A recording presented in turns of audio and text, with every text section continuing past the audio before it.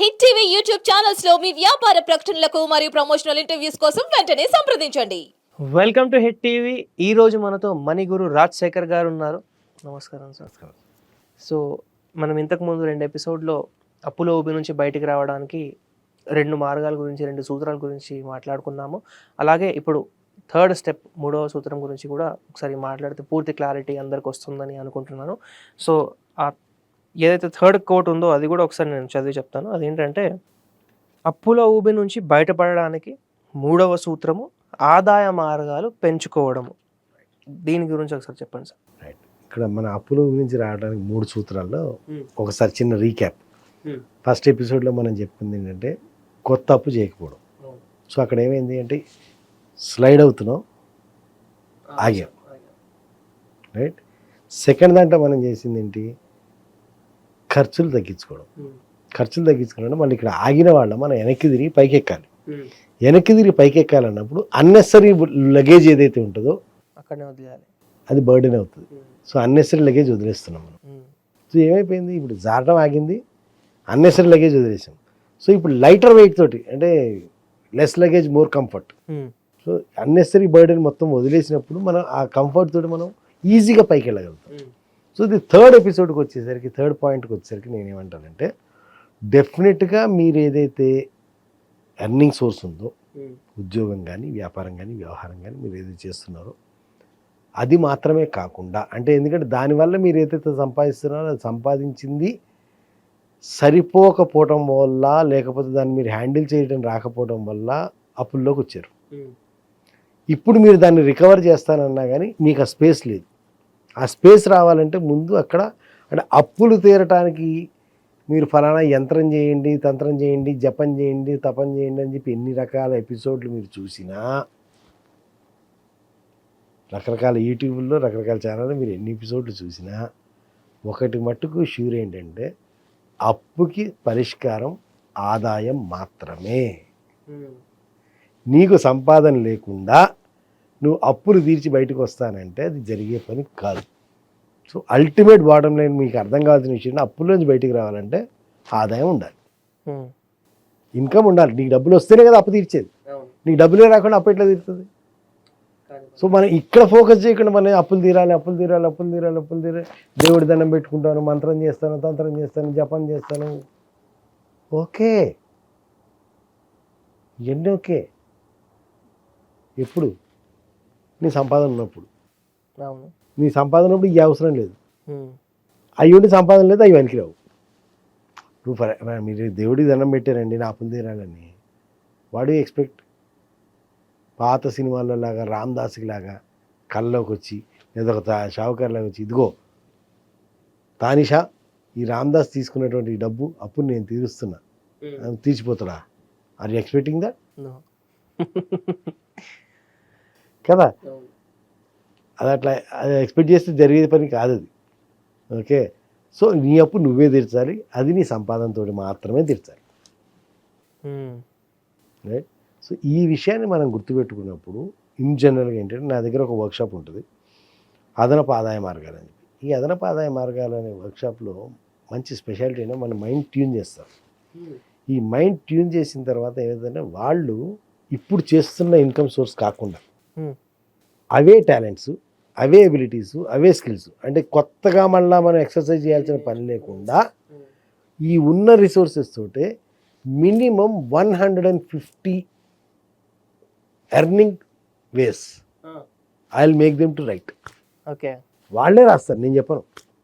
అంటే వాళ్ళ మైండ్లో వాళ్ళకి మైండ్ ఒక ట్యూనింగ్ చేస్తాం అన్నమాట. ఆ ట్యూనింగ్ అంటే పర్సెప్షన్ మారుస్తాం. ఈ పర్సెప్షన్ మార్చినప్పుడు మినిమం 150 రాస్తుంది. Minimum that is an exercise అన్నమాట. ఆ ఎక్సర్సైజ్లో కనీసం 150 మార్గాలు రాయాలి. ఏది ఇప్పుడు నువ్వు సంపాదిస్తున్న మార్గం కాకుండా, మళ్ళీ కొత్తగా నువ్వు డబ్బులు ఖర్చు పెట్టకుండా, యాజ్ ఇట్ ఈస్గా ఉన్నదాంతోనే how best you can develop the resources and how best you can grow the income. 150 highest, ఇప్పటికీ హైయెస్ట్ బీయింగ్ 794. 794 ఒక అతను మీ దగ్గర రాశారనమాట. Okay, 794 income source, income ways అనమాట సంపాదించడానికి. అంటే వై ఐఎమ్ సేయింగ్ ఇస్, ఈ యాక్టివిటీలో ఈ వర్క్షాప్లో నాకు అర్థమైన విషయం ఏంటంటే everybody is a bundle of talent. Everybody is a bundle of talent. ఆ టాలెంట్లో, ఆ స్కిల్స్లో, ఆ ఎబిలిటీస్లో మనము హార్డ్లీ 5% యూజ్ చేస్తాం.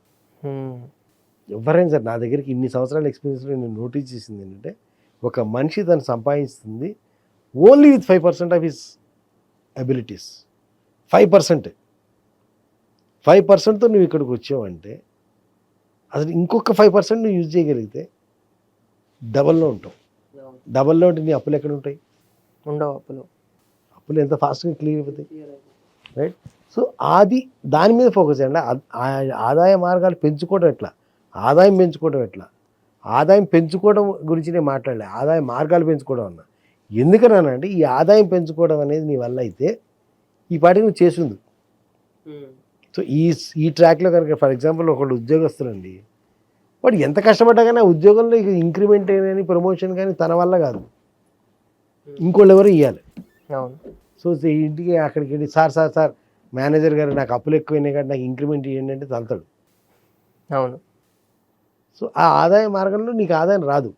సో నీకు ఇంకో ప్యారలల్గా నువ్వు ఇంకో ఇన్కమ్ సోర్స్ అనేది ఇంకో ఇన్కమ్ స్ట్రీమ్ని నువ్వు జనరేట్ చేయగలగాలి, చెయ్యాలి.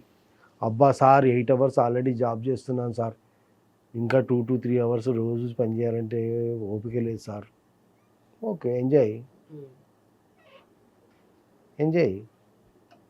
ఎవరి కోసం చేస్తున్నావు? అప్పుల పాలు నువ్వు అయ్యావా మేము అయ్యావా? అప్పులు ఎవరు తీర్చారు? నువ్వు తీర్చారా మేము తీర్చాలా? సారీ అంటే ఎందుకంటే నా దగ్గరికి వస్తే విషయాలు ఇట్లాగే మాట్లాడతాను. That's the reason why hundreds of people really like me, thousands of people really hate me. Reality మాట్లాడతారు కాబట్టి కొన్ని వేల మందికి నేనంటే అసలు నచ్చను, కొన్ని వందల మందికి నేనంటే నచ్చుతానండి. ఎందుకంటే ఎవరికైతే నా అంటే జీవితంలో మూతిపళ్ళు రాలినోడు ఉంటాడో వాడికి నేను చెప్పే మాటల్లో డెప్త్ అర్థమవుతుంది. ఎవరికైతే ఇంకా దక్క తగలలేదంటారు, దెబ్బ తగలలేదు టోకర్, ఆ మూతిపళ్ళు ఎవరికైతే రాలేదో వాడికి నేను చెప్తుంది సోదిలాగా ఉంటుంది. ఎప్పుడైతే దెబ్బ తగిలిందో అప్పుడు మళ్ళీ డింగ్ అని గుర్తొస్తాను. ఆ రోజు చెప్పాడు కదా, కరెక్టే చెప్పాడు అని. సో అప్పుడు వస్తారు వాళ్ళు మన దగ్గరికి, రౌండ్ తిరిగి వస్తారు. ఓకే, సో ఇక్కడ పాయింట్ ఏంటి, ఆదాయం పెంచుకోవడం గురించి. ఆదాయ మార్గాలు, ఈ ఆదాయ మార్గాలు, financial income sources, ways of income, అదనపు ఆదాయ మార్గాలు, ఈ పెంచుకోవడం మీద ఫోకస్ చేయాలి. అంటే నీకున్న టైం అంటే సింపుల్ అండి, ఒకటే సింపుల్. ఒకవేళ ఏం జరిగింది, అప్పులు అనేది ఎందుకు జరిగింది, నీకున్న ఇన్కమ్ ఎక్స్పెన్సెస్ మ్యాచ్ అవ్వలేదు, మ్యాచ్ చేయలేకపోయా కూడా అప్పులు జరిగింది. రైట్ నుంచి మళ్ళీ వెనక్కి వెళ్తున్నావు. ఎందుకని ఇన్నిసార్లు వెనక్కి ముందుకు వస్తున్నావు అంటే ఈ సిరీస్ కరెక్ట్గా అర్థం కావాలి జనాలకి. నీ దగ్గర ఉన్న సంపాదనకి నీకున్న ఖర్చుకి బ్యాలెన్స్ చేయడం రాలేదు. ఖర్చు పెట్టేసావు కాబట్టి అప్పయింది. అంటే నీ ఖర్చుకి తగిన సంపాదన లేదు. రైట్? ఒక వైఫ్ అందంట, నాకు ఆలోచించగా నాకు మనకు అప్పులు ఎందుకైనా అర్థమైంది అందంట. అమ్మా నీకు అర్థమైంది ఎందుకైనాయి అంటే నేను ఖర్చు పెట్టినంత స్పీడ్గా మీరు సంపాదించట్లేదు అందంట. అంటే నేను చాలా స్పీడ్ ఖర్చు పెడతాను, ఈ స్పీడ్కి మీరు మ్యాచ్ అవ్వట్లేదు ఇన్కమ్, మీ ఇన్కమ్ ఎర్నింగ్ నా స్పీడ్కి మ్యాచ్ అవ్వట్లేదు కాబట్టి అప్పులు పాలైంది. సో ట్రూ కదా, అంతే కదా. So true. అంటే మనం ఖర్చు ఎక్కువ పెట్టేస్తున్నాం, సంపాదించడం తక్కువ సంపాదిస్తున్నాం. అంటే ఇక్కడ ఏం చేసాం మనం, ఈ సంపాదించడం అనే దాన్ని కావాల్సినంత చేయలేదు. సో ఇక్కడ ఫాల్ షాట్, లాస్ట్లో ఫాల్ షాట్ అయింది. మరి దీన్ని ఎప్పుడు కంపెన్సేట్ చేయాలి? అప్పుడే చేసుకోవాలి కదా. అంటే ఇప్పుడు ఏం చేసాం మనం, ఈ సంపాదన టైంలో ఖర్చు పెట్టడం కోసం పిల్లలతోటి ఓవర్గా మనం టైం స్పెండ్ చేయటము, ఓవర్గా ఎంజాయ్ చేయటము, లేదా ఓవర్గా రిలాక్స్ అవ్వడము, ఓవర్గా టూర్లు వెళ్ళడం, అంటే వాటర్ తెచ్చి సంపాదించిన తర్వాత చేయాల్సిన ఎంజాయ్మెంట్ని నువ్వు సంపాదించకుండా చేసేసావు. So now you had lost your quota of enjoyment. నీ లైఫ్లో కోట్ ఆఫ్ ఎంజాయ్మెంట్ అయిపోయింది. అంటే ఈ 5 సంవత్సరాల కోట ఏదైతే ఉందో ఆ కోట అయిపోయింది. ఇప్పుడు నీ దగ్గర ఎంజాయ్ చేసే హక్కు లేదు. You last the right. Already నీ కోట అయిపోయింది. రేషన్ షాప్లో నీ పంచదార అయిపోయింది, మళ్ళీ ఇప్పుడు కొత్తగా పంచదార అడిగితే మళ్ళీ ఇవ్వడు. అంతే రైట్? అంటే నీ లైఫ్లో స్ట్రెస్, ఫన్, ఈ రెండూ ఉన్నప్పుడు ఏం చేశారు, నువ్వు ఫన్ మొత్తాన్ని ముందు ఖతం చేసావు. ఇప్పుడు ఓన్లీ స్ట్రెస్ ఓన్లీ స్ట్రెస్ ఉంది మరి ఇప్పుడు ఉంటుంది. సో ఫస్ట్ స్ట్రెస్ కనుక అప్పుడు బ్యాలెన్స్ చేసినట్లయితే ఇప్పుడు కూడా బ్యాలెన్స్డ్గా ఉండేది. నువ్వు ఫన్ పార్ట్ ఖతం చేసావు కాబట్టి ఇప్పుడు ఓన్లీ స్ట్రెస్ మిగిలింది. No you have to take stress. Extra సంపాదించాలి, 4 గంటలు మళ్ళీ 3 గంటలు 4 గంటలు నేను రోజుకి సంపాదించాలి. సంపాదించలేదు ఎట్లా వస్తావు బయటికి? సంపాదించాలి, పని చేయాలని నేను చేయాలి. అంటే జీవితంలో ఫన్ వద్దా, రెస్ట్ వద్దా, రిలాక్స్ వద్దా, పిల్లలతో స్పెండ్ చేయొద్దా? అవన్నీ చేసావుగా, అవన్నీ చేసే ఇక్కడికి వచ్చావు కదా. సో ఇక్కడ you have to understand the thing is if you are balanced right from the beginning, మొదటి నుంచి నువ్వు బ్యాలెన్స్డ్గా ఉంటే ఇప్పుడు కూడా బ్యాలెన్స్డ్గా ఉండేవాడు. అక్కడ ముందు బ్యాలెన్స్ డిస్టర్బ్ అయింది, నువ్వే డిస్టర్బ్ చేసేదాన్ని. స్ట్రెస్ వదిలేసి ఫన్ పార్ట్. అదే ఆ రోజున కనుక నేను సంపాదిస్తేనే హనీమూన్ వెళ్తాను, లేదా సంపాదిస్తేనే పిక్నిక్ వెళ్తాను, సంపాదిస్తేనే ఎంజాయ్ చేస్తాను అని సంపాదించిన దాంట్లోనే నువ్వు ఎంజాయ్మెంట్ కనుక బ్యాలెన్స్ చేసినట్టయితే ఇవాళ అప్పుడు ఉండే కదా. నువ్వు సంపాదించకుండా ఎంజాయ్మెంట్కి వెళ్ళావు. సో ఎంజాయ్మెంట్ అయిపోయింది, ఇప్పుడు సంపాదించడం మాత్రం మిగిలింది. అదర్వైజ్ లైఫ్ మళ్ళీ బ్యాలెన్స్ అవ్వాలి కదా. ఇట్లా మళ్ళీ ఒక 2-3 ఇయర్స్ అన్నా నువ్వు చేస్తే మళ్ళీ ఒక 0 పాయింట్కి వస్తుంది, న్యూట్రల్ పాయింట్కి లైఫ్ వస్తుంది. ఆ తర్వాత ఈ చేసిన ఎపిసోడ్లో బుద్ధి వస్తే మళ్ళీ అప్పు చేయరు, మళ్ళీ అప్పు చేయవు, లేదు రాలేదనుకో మళ్ళీ ఆ సర్కిల్లోకి వెళ్తాం. So that's what it is. ఈ సర్కిల్లోంచి మనం విషయ సర్కిల్లో పడుతూ ఉంటాం అన్నమాట.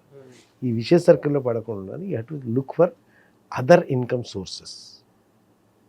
ఇన్కమ్ సోర్సెస్ని మీ ఫ్యామిలీలో మేబీ అంటే వాట్ ఐ సే ఈజ్ అప్పటిదాకా మా ఆవిడ ఇప్పటిదాకా బయటికి వెళ్ళలేదండి, ఎప్పుడూ పని చేయలేదు, మా ఇంట వంట పని చేయడం అలవాట్లేదు, మా ఇంట వంట ఆడవాళ్ళని బయటికి పంపించి సంపాదించడానికి పంపించడం, మా ఇంట్లో వాళ్ళు డబ్బుల విషయంలో సంపాదించడం మా ఖాందాన్లో లేదు, మా వంశంలో లేదు సార్. కరెక్టే, మీ వంశంలో అప్పులు కూడా లేవు,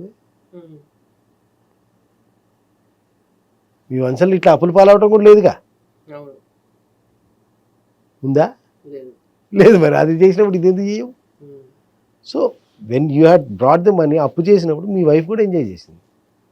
మరి అప్పు తీర్చేటప్పుడు ఆమె కూడా సపోర్ట్ చేయాలి, ఎందుకంటే ఈ బోత్ హ్యాడ్ డన్ కదా. ఇద్దరు పాపంలో ఇద్దరు బాగా వస్తులే. నీకు సంబంధం లేదు, నాకు సంబంధం లేదు, నీది ఒక్కడితే పాపం అంటే కుదరదు. సో అంటే తనకి కూడా అంటే ఇఫ్ దే ఆర్ క్వాలిఫైడ్, ఆవిడ కూడా క్వాలిఫైడ్ ఫ్యామిలీ మెంబర్స్, లేదా పిల్లోడు పెద్దోడు అయ్యాడు, వాడు క్వాలిఫైడ్, సంపాదించగలిగే అవకాశం ఉంది, బిజినెస్ చేసు, జాబ్ చేసు, సంపాదించే గెట్ మోర్ సోర్సెస్. అంటే ఇంట్లోకి ఎన్ని రకాలుగా వీలైతే అన్ని రకాలుగా ఇన్కమ్ అనేదాన్ని తీసుకురావాలి. నువ్వు 2-3 రకాలుగా చేయటము, ఇంట్లో వాళ్ళని కూర్చోబెట్టడం కూడా వాళ్ళ తల ఒక రకంగా వాళ్ళని తీసుకురావడము, దెన్ ఇక్కడ పూలప్ అవుతుంది. ఈ పూలప్ అయిన బల్క్ అమౌంట్ నుంచి నువ్వు అప్పులు తీర్చడం అనేది నీకు ఈజీ అవుతుంది. ఆ విధంగా నువ్వు ఫాస్ట్గా బయటికి రాగలుగుతావు. మళ్ళీ ఇప్పుడు కూడా నేను ఒక్కడనే చేస్తాను, అది ఒకటే ఇన్కమ్ సోర్స్లో చేస్తానంటే ఏమంటారు, జీవితం అయిపోతుంది. నెవర్ ఎండింగ్ సిరీస్ ఇది. ఇక అదే అంతులేని కథ టైప్లో నువ్వు పోతావు, నీ కొడుకు అందుకుంటాడు ఆ సిరీస్లో. ఆ ఎపిసోడ్ మన డైలీ సీరియల్స్లో కనుక తరం తర్వాత తరం వచ్చినట్టు ఇట్లా అప్పుల్లో తరం తర్వాత తరం. అప్పుడు మీకు అప్పుడు నీ ఇంటి పేరు ఏదైనా సరే, నీ వంశం ఏదైనా సరే అప్పుల వంశం అని చెప్పి అప్పుడు నేమ్ షిఫ్ట్ అవుతుంది. అప్పుల అప్పారావు టైప్లో నీ కొడుకుని అంటారు అనమాట. సో అది ఈ థర్డ్ కోట్కి ఒక మీనింగ్ అనమాట. ఇన్కమ్ సోర్సెస్ పెంచుకోవాలి. మీరు చెప్పినట్టు నిజంగానే చాలామందికి ఉంటాయి సోర్సెస్ అంటే వాళ్ళకి చేసుకోవాల్సిన పొటెన్షియల్ ఉంటుంది, కానీ చేసుకోరు అనమాట. సో దాని గురించి ఈ ఎపిసోడ్లో డిస్కస్ చేస్తాం. మీకు కూడా ఎపిసోడ్లో చూసిన తర్వాత ఎంతో కొంత క్లారిటీ వచ్చినట్టు ఉంటుంది. ఇలాంటి ఇంకా కోట్స్, ఇంకా టాపిక్స్ పైన ఫ్యూచర్ ఎపిసోడ్స్లో మనం మాట్లాడుతూనే ఉంటాము. దానికోసము మీరు ఇప్పటిదాకా మన హిట్ టీవీ మనీని సబ్స్క్రైబ్ చేయకపోతే సబ్స్క్రైబ్ చేసుకోండి. ఈ వీడియో కనుక మీకు నచ్చినట్టయితే వీడియోని లైక్ చేసి ప్రతి ఒక్కరితో షేర్ చేయండి.